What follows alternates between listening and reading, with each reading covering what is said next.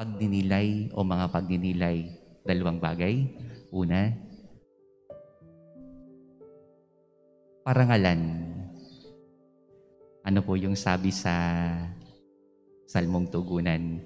Purihin ng lahat ang Diyos, parangalan siyang malugod. Siyempre po, sa karanasan nating mga tao, lagi natin nakikita na ang sarap ng pinaparangalan, ang sarap ng pinupuri. No. Kasi, iba yung pakiramdam kapag yung ikaw ay may nagsasabi sa iyo na kabait mo naman, kahusay mo naman, kagaling mo naman, kasipag mo naman. Diba? Pero sana yung ganong karanasan ng tao, kung mas palalalimin pa natin o pagninilayan o titingnan ng mas malalim na kahulugan sa ating buhay, yun palang parangal,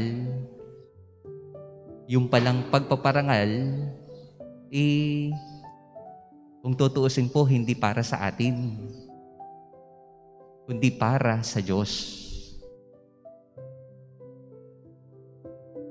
Kasi, ano ga naman nga ang magagawa ko? Sino ga nga naman ako? Yung lahat naman ng nagawa ng tao, accomplishment ng tao, talento ng tao, nagagawa natin, kung tutuusin po, at the end of the day, kung makikita natin, ang may dahilan po ay ang Diyos. Wala tayong magagawa na mga karangal-rangal. Wala tayong magagawa na mga kapuri-puri kung hindi rin dahil sa biyaya o grasya ng Diyos. Kaya kung parangal din lamang ang pag-uusapan, wala tayong dapat ibang parangalan. At huwag nating kakalimutan na dapat nating parangalan ang ating Panginoong Diyos. Amen?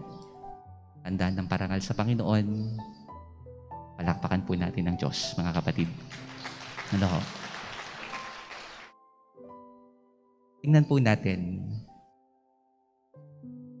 Yun pong salitang parangalan, ano po yung dalawang words nating makukuha? Dalawang salita na maaaring mating makukuha. Una, para. Pangalawa, ngalan. Para, ngalan. Para saan ang parangal?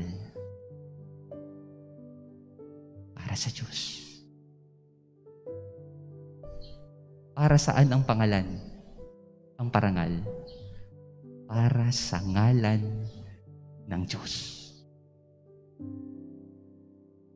Para sa ngalan ng Diyos. Hindi para sa pangalan ng natin. Hindi para sa iyo. Para sa ngalan ng Panginoon.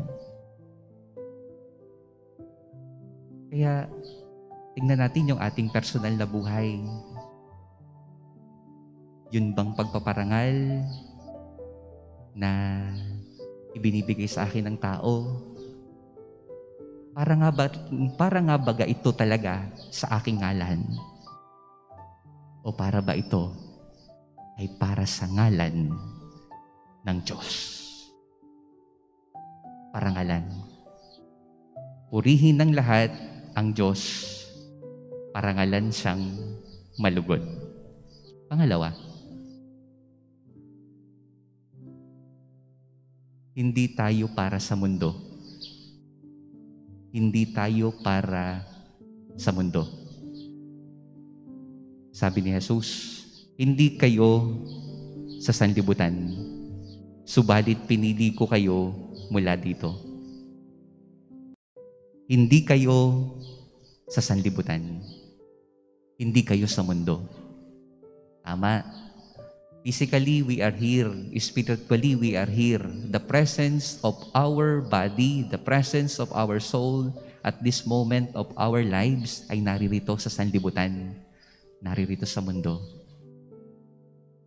But remember, pangsamantala lang tayo dito. Pangsamantala lang tayo dito.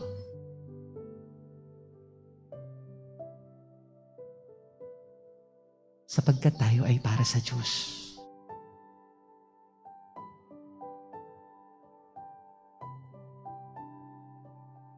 Kaya kung tayo ay hindi, kung ang sabi ni Jesus ay hindi kayo sa sanlibutan, kayo ay sa akin. Ano po yung mas malalim na ating maaaring makita sa sinabing ito ni Jesus? Hindi kayo sa sanlibutan.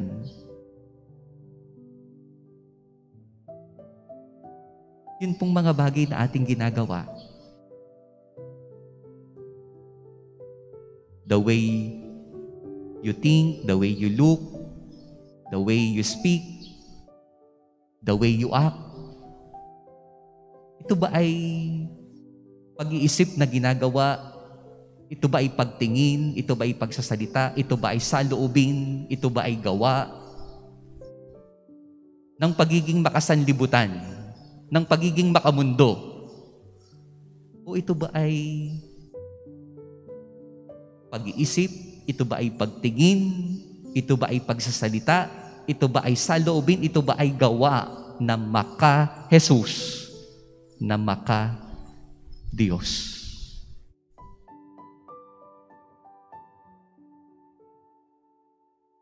Ikaw po ang makakasagot dito. You know yourself. You know your life. Alam mo kung ano ang ginagawa mo. Ito ba ay makamundo o ito ay maka-Jesus? Remember, pinili ka ni Jesus. Kaya bilang pinili ni Jesus, bilang Kanya, dapat ang ating tinutularan ay ang gawa, halimbawa, ipinakita ni Jesus. Ang dami nating hinahangaan ng mga tao, artista, mga modelo, ang gagaling, ang gaganda. Tumingin ka sa social media, ang daming mga bagay nakaakit-akit. Kunin mo ito, bilhin mo ito, gawin mo ito. Ganyan ang hatak ng mundo. Ganyan ang hatak ng sanlibutan. Ang daming diskarte, ang dami nilang paraan para tayo'y makuha, para tayo'y mahila, para ang ating isipan ay mapapunta doon. At ang dami na pong taong nahihila sa ganoong mga paraan. Dahil hindi nag-iingat, dahil nalamon nga ng sistema. Kaya pakakaingat tayo. No. Pag masyadong tutok sa social media, please. Baka dahil doon sa mga ganong bagay, nakakalimutan natin na tayo pala ay para kay Jesus. Na tayo pala ay pinili ng Diyos. Kaya sa padalawang bagay na ito, isang magandang paalaala, ako pala ay hindi sa sanlibutan, kundi ako pala ay pinili ng Diyos. Pinili ni Jesus mula dito. Kaya dapat ang aking modelo, kaya dapat ang aking ginagawa, kaya dapat ang aking tinutularan, hindi ang sanlibutan, kundi ang Panginoon. Mga kapatid, sana po sa padalawang bagay na ito, muli tayong magpayakap, muli nating yakapin yung pagpili sa atin ng ating Panginoon na tayo ay para sa Kanya. Muli po nating tanggapin sa ating sarili na pangsamantala lang pala ako dito sa mundong ito dahil ako ay para kay Jesus. Kaya yung ating pananatili sa mundo, sana'y atin ang ilaan sa gawang mabuti, sa gawang maka-Diyos, sa gawang maka-Jesus. Para pagdating ng panahon, ang langit naman ang ating titirhan, ang ating pupuntahan. At yung padalawang bagay na ito, pag niyakap natin na tayo pala'y pinili ni Jesus, na tayo pala ay para kay Jesus, pagdama natin yung pananalitang iyon ni Jesus, madali ang magparangal sa ngalan ng Diyos. At hindi lamang madali, ang laging iisipin mo, ang paparangalan ay ang Panginoon, hindi ang iyong sarili o ang iyong nagagawa. Bakit? Kasi maliwanag sa iyo na ikaw ay pinili, na ikaw ay para sa Diyos. Kaya sa misang ito, dalawang bagay, mga kapatid, ang ating tingnan. Una,